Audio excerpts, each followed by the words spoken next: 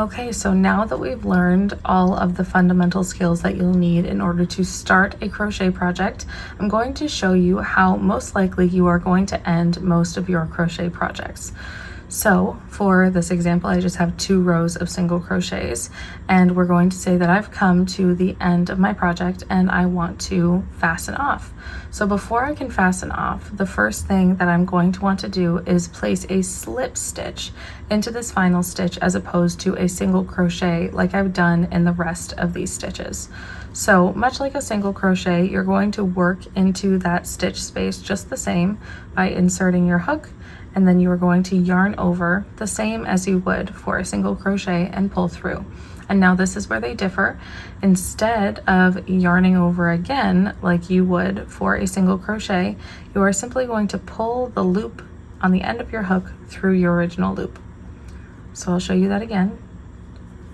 You're going to have your loop on your hook just like normal, insert as if you were going to single crochet, yarn over and pull through.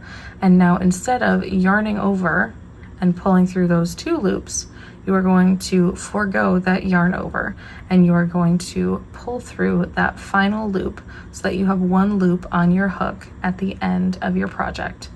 So now in order to fasten off, it's relatively easy. You're going to pull up a loop. Give yourself as much space as you think you need in order to sew in the remainder of the yarn and keep your work secure. So you're going to pull up a loop, you're going to snip off the excess, and then you are simply going to pull that loop all the way through. And then once you have it like this, you're going to take an embroidery needle and you're just going to weave in and out of these stitches.